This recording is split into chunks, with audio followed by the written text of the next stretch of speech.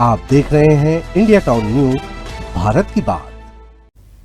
नमस्कार, आप देख रहे हैं इंडिया टाउन न्यूज और मैं हूं आपके साथ हर्षिता। स्वागत है आपका हमारे खास बुलेटिन खबरें मध्य प्रदेश की में, जहां हम आपको मध्य प्रदेश की महत्वपूर्ण खबरों से रूबरू कराएंगे। चलिए बुलेटिन की शुरुआत करते हैं।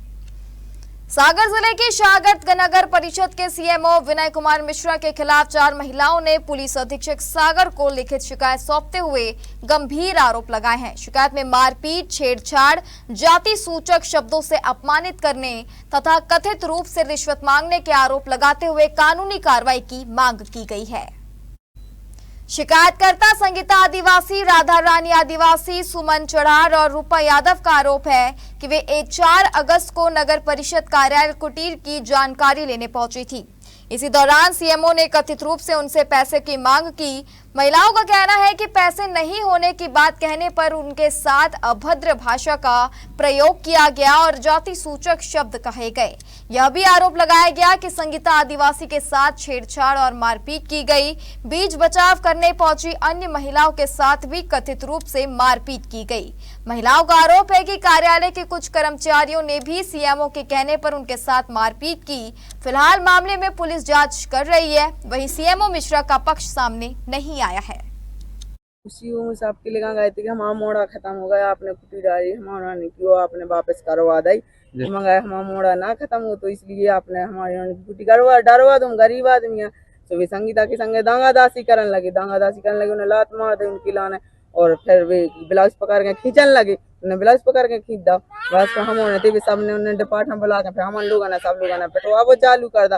सीओ साहब ने संगे मारू हमारा ना, बस हमारा ससात होगा। ससात होने के बाद हम थाने गए, सोते पूर्ण रिपोर्ट नहीं लिखी गई हमारा की मामला के कुटी आई थी, फिर वापस हो चुकी है। सीओ सामने हम लोगों को पीटा है, लात मारी यहाँ पर, सो गिर पड़ी, फिर उसने ब्लाउज पकड़ के तीरों है तो ब्लाउज भी फट गया। कौन है सीओ साहब? विनय। कितने टाइम की घटना है? ये कल 2 बजे की। आप अकेली थी कि और भी लोग थे आपके साथ? हम 4 जने। सबका एक ही मामला था? हाँ, एक ही मामला था। कायमी हुई है कि नहीं हुई अभी? अभी कुछ नहीं हुआ है कि थाने में रिपोर्ट नहीं लाई। रतलाम जिले के जावरा डिवीजन के किसान बीमा कंपनी द्वारा फसल बीमा क्लेम देने में आनाकानी की जाने और नीलगायों द्वारा फसलों को नुकसान पहुंचाने, चरनोई और सरकारी जमीन पर अतिक्रमण जैसी समस्याओं से परेशान हैं। पीड़ित किसानों ने जावरा पहुंचकर एसडीएम को अपनी पीड़ा सुनाई और ज्ञापन सौंपा। किसानों ने बताया कि उन्हें फसल बीमा का उचित लाभ नहीं मिल पा रहा। बीमा कंपनियों द्वारा क्लेम देने में आनाकानी की जाती है, जिससे किसान आर्थिक संकट से जूझ रहे हैं। साथ ही क्षेत्र में नीलगायों की समस्या गंभीर रूप ले चुकी है। नीलगाय फसलों को जमकर नुकसान पहुंचा रही है। किसानों ने कहा कि सरकारी और चरनोई भूमि पर अतिक्रमण बढ़ रहा है, जिससे पशुओं के लिए चारा और किसानों के लिए रास्ते की समस्या हो रही है। एसडीएम रचना शर्मा ने किसानों की सभी समस्याओं को गंभीरता से सुना। उन्होंने संबंधित विभागों को निर्देश देकर समस्याओं का तत्काल निराकरण करने का आश्वासन दिया। एसडीएम ने कहा कि फसल बीमा, नीलगायों का नियंत्रण और अतिक्रमण हटाने के लिए जल्द ही टीम गठित कर कार्रवाई की जाएगी। इस दौरान बड़ी संख्या में किसान और ग्रामीण उपस्थित रहे। अभी खरीफ 2025 का बीमा जिससे किसानों को वंचित रखा गया है, उसको लेकर हमारे आंदोलन मुख्य क्या मांगे थी और क्या मुख्य मांगे हमारी एक तो फसल बीमा और घोड़ा रोग से बहुत सारे हमारे किसान परेशान हैं। इन मुख्य मांगों को लेकर हम एसडीएम कार्यालय आए। किस संगठन के तहत आए हैं और आखिर क्या बात हुई है, क्या मांग रखी है आपने? ये समस्त किसानों का आह्वान था और हमने सभी संगठनों से आह्वान करा था, आप भी हमारे साथ में आइए और किसानों की आवाज़ को बुलंद। हमारी सबसे बड़ी मांग यही है कि किसान बहुत परेशान है और हमारे जितने भी बीमा क्लेम किया उसका पैसा आधा भी नहीं आ रहा है, इसलिए किसान हड़ताल कर रहे हैं। और हमारा सबसे बड़ी एक और समस्या है जो राजस्व विभाग की है। राजस्व विभाग ने सेटलमेंट किया, उसमें सब सारी गड़बड़ी कर रहा है कि राजस्व विभाग ने, पटवारियों ने कर रहा है कि किसी ने भी करो और उसका भुगतान हम भुगतने।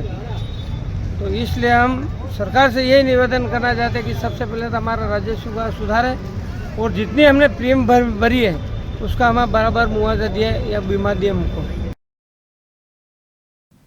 शाजापुर जिले की कालापीपल थाना पुलिस ने CEIR पोर्टल पर प्राप्त गुमशुदा मोबाइल संबंधी आवेदनों पर कार्रवाई करते हुए 3 एंड्रॉयड मोबाइल फोन खोज निकाले हैं। इन मोबाइल फोन की कीमत 2.5 लाख रुपए से ज्यादा है। अब ये फोन उनके वास्तविक मालिकों को लौटाए जा रहे हैं।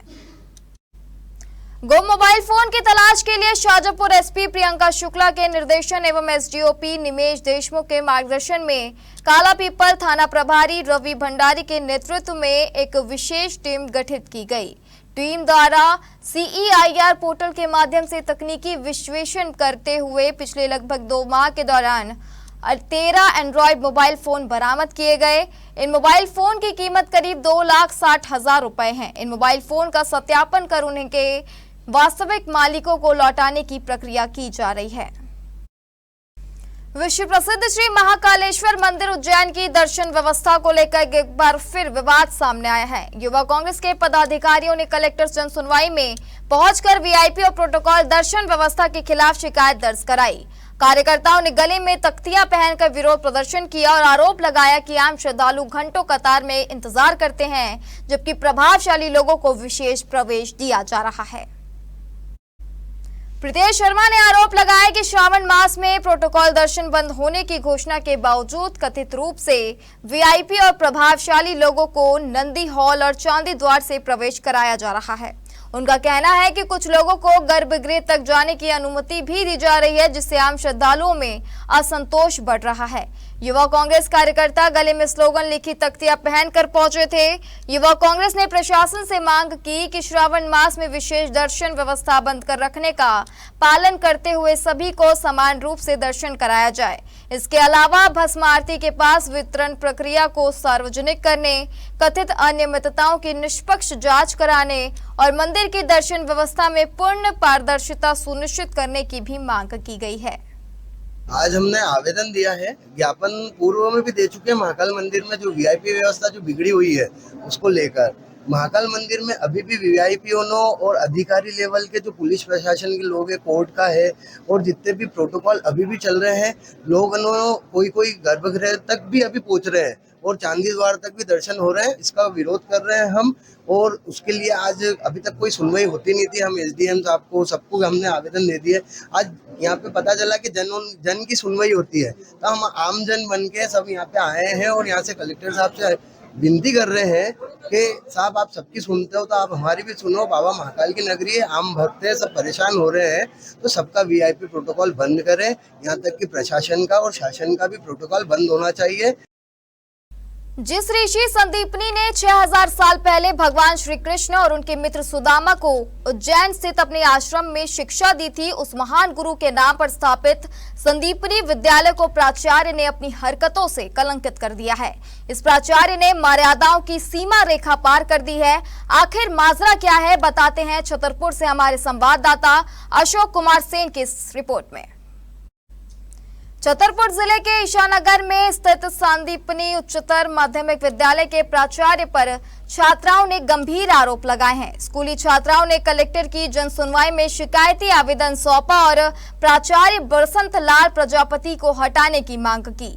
बता दें कि कुछ दिनों पहले विद्यालय की शिक्षिकाओं ने भी प्राचार्य के खिलाफ लिखित शिकायत पत्र वरिष्ठ अधिकारियों को सौंपा था। शिक्षिकाओं ने प्राचार्य पर प्रताड़ना के आरोप लगाए थे। इसकी जांच अभी पूरी नहीं हुई है कि दूसरा मामला छात्राओं का सामने आ गया है। छात्राओं ने गंभीर आरोप लगाते हुए कहा कि प्राचार्य उनके वॉशरूम में घुस जाते हैं। मामले में छतरपुर SDM राज ललन बागरी ने जांच के लिए जिला शिक्षा अधिकारी PK रैकवार को निर्देशित किया है। किशन जाते और प्राचार्य जी के प्रति आवेदन करने आए हैं। कौन सा स्कूल है, क्या नाम है स्कूल का? शासकीय उच्च माध्यमिक विद्यालय। क्या शिकायत है प्रिंसिपल की? प्रिंसिपल सर बार-बार लड़कियों की टॉयलेट का यूज करते हैं और मतलब कि बच्चों को मतलब मारते भी हैं और मैम और से सही से व्यवहार नहीं करते। हाँ, यही समस्या। तो क्या जेंट्स टॉयलेट नहीं है क्या? है सर। सर है, फिर भी सर को पता भी है, फिर भी जाते, एक बार चल जाते सर, 2 बार गई। क्या नाम है प्रिंसिपल का?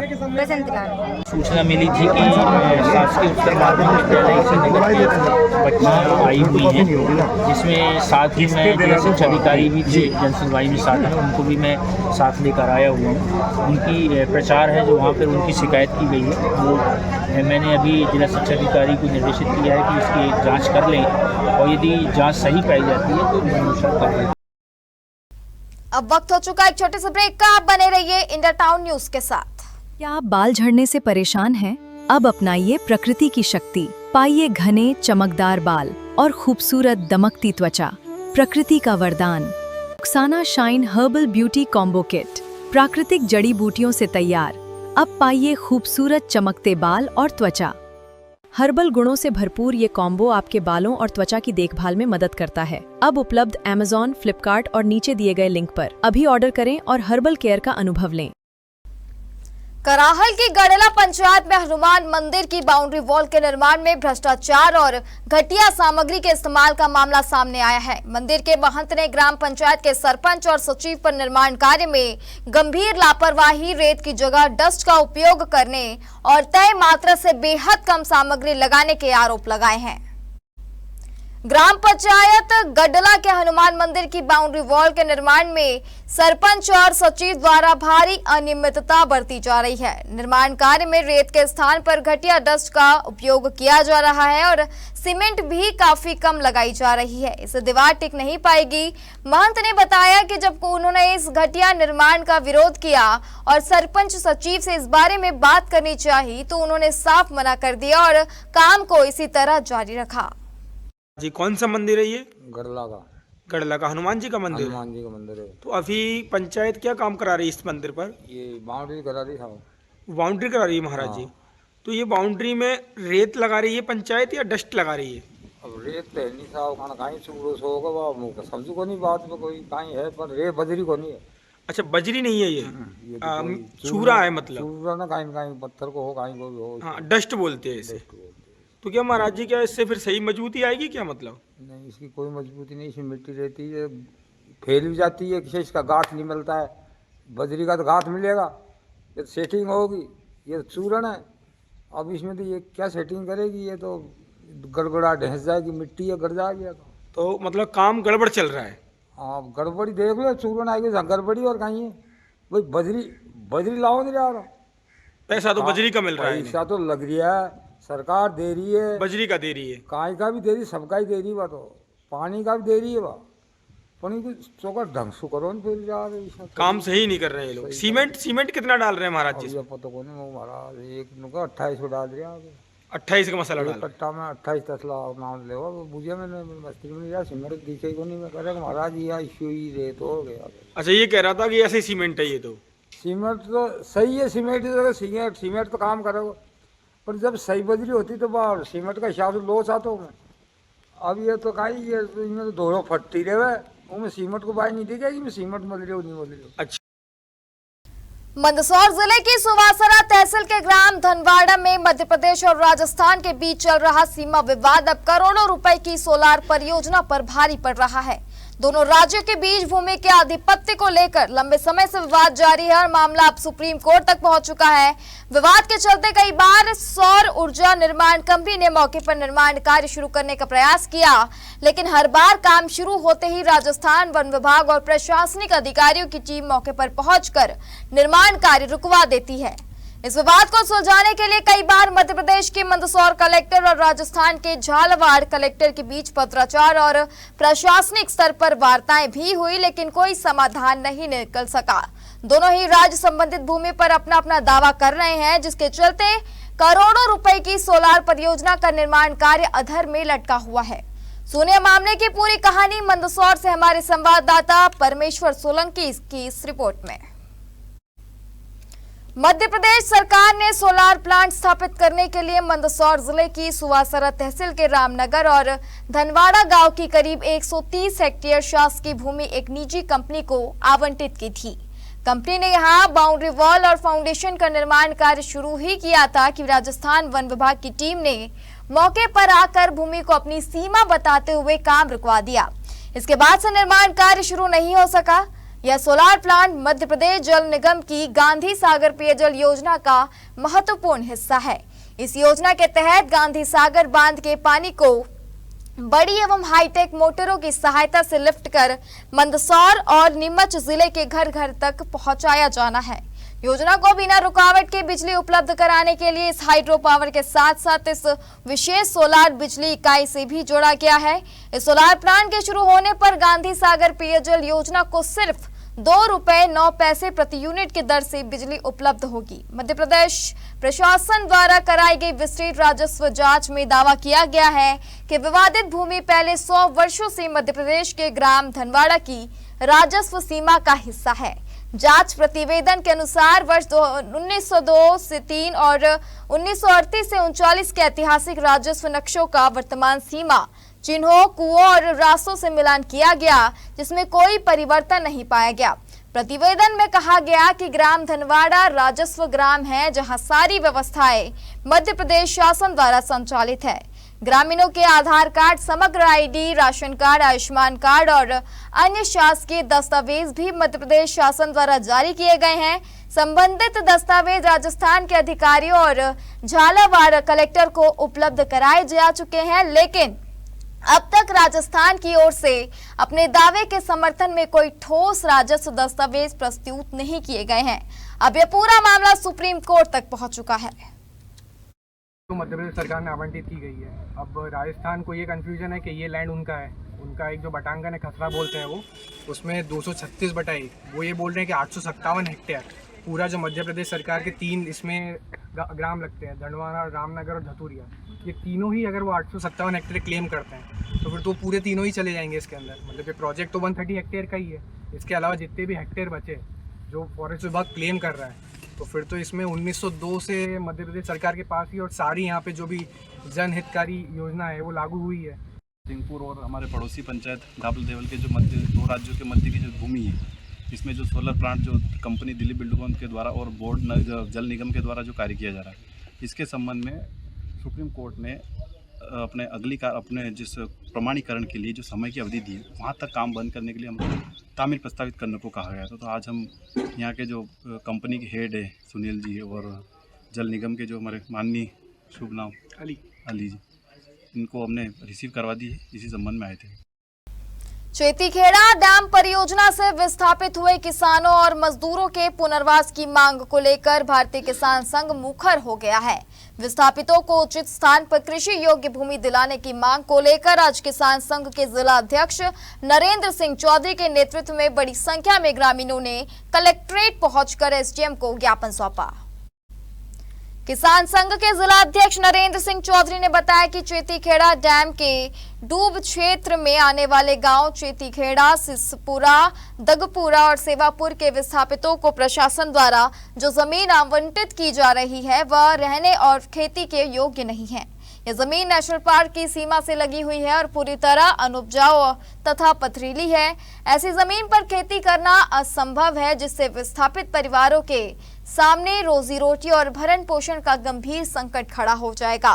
विस्थापितों को नेशनल पार्क के बजाय जयपुरा, छिमछिम, चंदपुरा, रामपुरा, बेरी, बालाजी, पिपरवा, भंवरपुरिया जिले के किसी अन्य सुरक्षित और उपजाऊ स्थान पर बसाने, प्रत्येक प्रभावित परिवार को कम से कम 2 हेक्टेयर उपजाऊ भूमि और निवास करने एवं मवेशियों को रखने के लिए पर्याप्त जगह उपलब्ध कराने, विस्थापित परिवारों के वयस्क लड़कों को एक पृथक परिवार मानने और उन्हें भी अलग से मुआवजा देने की मांग की गई है। इस अवसर पर मूलचंद मीणा, भीम सिंह जाट, लाखन सिंह यादव, किस्नू आदिवासी, राम सिंह हल्के पटेल, काशी राम, गंगा राम, सिया राम, राम दयाल सहित बड़ी संख्या में ग्रामीण उपस्थित रहे। श्योपुर जिले के ग्राम पंचायत कराहल में सड़कों और सफाई व्यवस्था का बुरा हाल है। जिला पंचायत सीईओ सौम्या आनंद के स्वच्छता और सुशासन के आदेश को ग्राम पंचायत के जिम्मेदार हवा में उड़ा रहे हैं। कराहल कस्बे का मुख्य बाजार मार्ग पूरी तरह क्षतिग्रस्त हो चुका है। सड़क पर बड़े बड़े गड्ढे हो गए हैं। इन गड्ढों में गंदा पानी भरा हुआ है। जगह जगह गंदगी के ढेर लगे हुए हैं। नालियों की सफाई न होने के कारण गंदा पानी सड़कों पर बह रहा है, जिससे राहगीरों का पैदल निकलना भी दूभर हो गया है। बाजार में आने वाले लोग और दुकानदार इस बदबूदार माहौल में जीने को मजबूर हैं। हमारे खास बुलेटिन खबरें मध्य प्रदेश की में फिलहाल इतना ही। आप बने रहिए इंडिया टाउन न्यूज के साथ। नमस्कार। आप देख रहे हैं इंडिया टाउन न्यूज, भारत की बात।